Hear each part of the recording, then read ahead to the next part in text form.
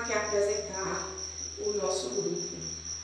Grupo este composto por 4 pessoas da Universidade de Pernambuco. Fazemos a UPEAD, né? E foi pedido este vídeo como uma atividade. Somos Andréa Matias, Érica Silvestre, Maria Irinilda e Vanessa Bezerra. Espero que vocês entendam. Perdoe o erro de cada uma. Tá vendo? Teve uma das pessoas que foi Érica Silvestre que por motivos pessoais não pôde participar, mas a partir dela, Andréa Matias vai apresentar, não vai ficar sem apresentar, até porque a professora deu permissão que poderia ser assim. E espero que cada um tente entender o que a gente quis transmitir, porque foi um pouco corrido, por conta que a gente não tem tanto tempo assim. É um prazo de mais ou menos 30 dias, só que nesse prazo vem trabalho, vem filho, vem problemas, vem vida pessoal, vem tudo. Então a gente deu o máximo e espero que vocês gostem e que vocês entendam a mensagem que a gente quis passar. Boa noite.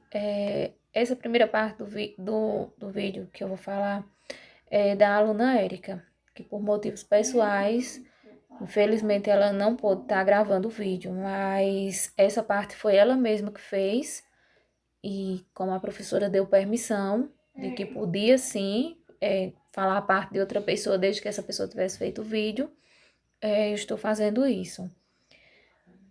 As invasões holandesas se iniciaram no século XVII. Eles tinham como objetivo montar uma produção de açúcar. Os holandeses invadiram a Bahia entre 1624 e 1625, mas não conseguiram ocupar e foram expulsos.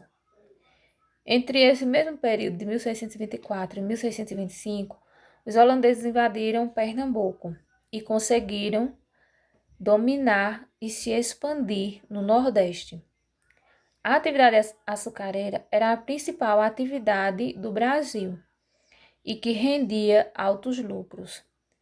A parceria dos holandeses dava-se transporte, refinamento, empréstimos e a distribuição do produto para a Europa. Essa parceria com Portugal e os Países Baixos rendia bastante lucro para os dois lados. Em 1570 veio a crise da dinastia de Aves, que deixou a relação um pouco afetada. Com a morte do rei Dom Henrique, o rei de Portugal, que deu início à crise da dinastia, Filipe II se tornou rei. Ao se tornar rei, ele ocupou os tronos espanhol e português, que ficou conhecido como União Ibérica. Olá, boa noite. Meu nome é Maria Irenilda e vou dar continuidade na apresentação dos trabalhos. Antes mesmo de ocupar parte do Nordeste, os holandeses já atuavam na economia do Brasil. Com apoio de Portugal, eles haviam investido no maquinário de processamento de cana-de-açúcar e cuidavam também de uma boa parte do refino. Foi aí que teve uma parceria entre os países.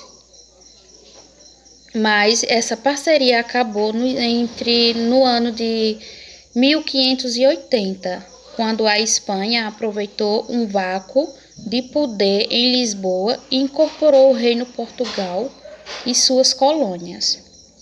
Foi aí então que os espanhóis romperam o acordo sobre a produção de açúcar, que rendia ainda mais a relação entre os dois povos, que já era ruim, porque em 1581 a Holanda, ex-colônia da Europa, conseguiu sua independência.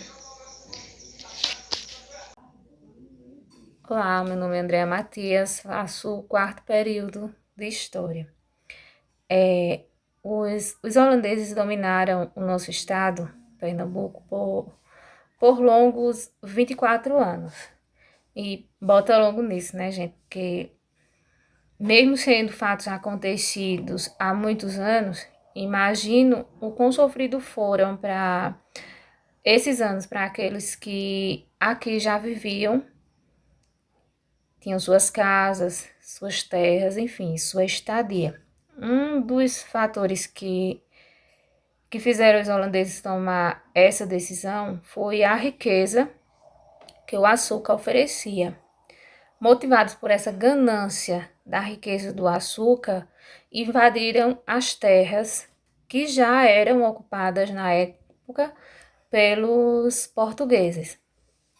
Durante o período de domínio, buscavam aumentar a produção açucareira, trazendo mais escravos da África. Aumentaram a quantidade de refinarias, justamente pela consequência do aumento da produção.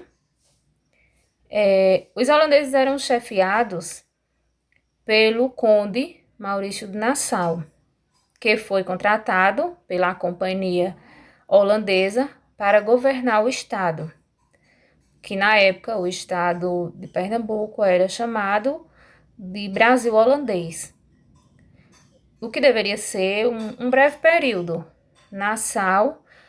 Mas Maurício de Nassau fez toda a diferença nesse período, inovando e desenvolvendo a capital pernambucana, tornando a mesma um centro cultural e comercial. Centro esse que até os dias atuais se tem é grandioso devido a esse processo desse desenvolvimento que foi construído na época. Venho aqui apresentar um trabalho da WebQuest como componente curricular da matéria de tópicos especiais da história de Pernambuco. Em 23 de janeiro de 1637, chega ao Brasil um militar, como falado pela colega, um conde, e tinha outras denominações também. Ele era alemão, com visão em grandes investimentos para a recuperação de produção açucareira do estado de Pernambuco, Olinda e Recife principalmente.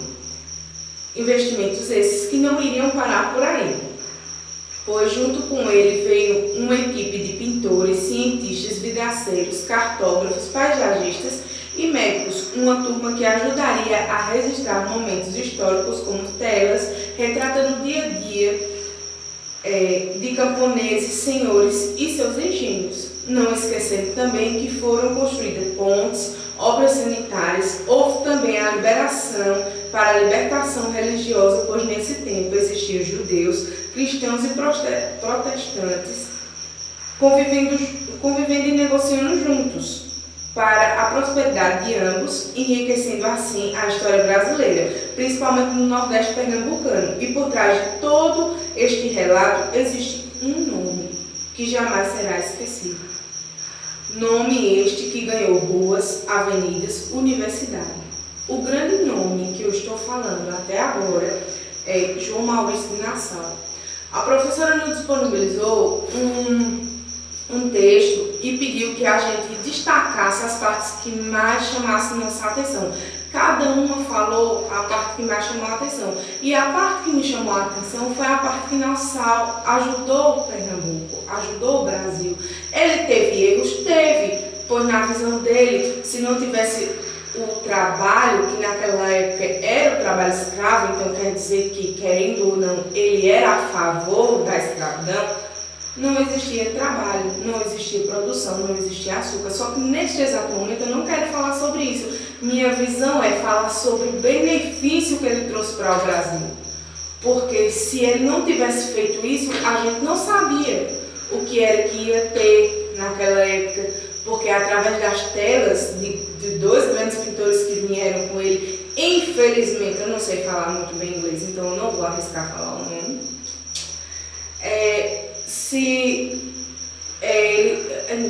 Inglês ou é alemão, me perdoe quem estiver assistindo e ver que eu errei isso aí, então eu não sei se é inglês ou é alemão. Mas querendo ou não, como eu não sei falar, só sei falar o português, então eu não vou me arriscar a falar. E se não fosse eles ter pintado o dia a dia dos camponeses dos escravos trabalhando nos engenhos, a gente não ia saber como era. A gente não ia saber como era o Brasil antigamente. E ele trabalhou tanto no tempo que ele ficou, até porque ele não sabia como era a terra que ele ia vir, e mesmo assim ele trouxe sua equipe, que ele tirou do bolso dele o dinheiro para custear cada uma das necessidades de cada um que ele trouxe para o Brasil.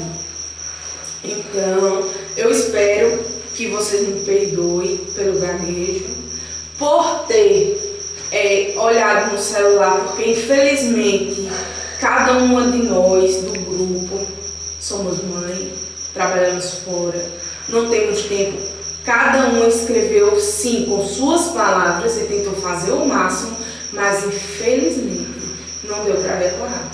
Infelizmente mesmo. Mas é isto.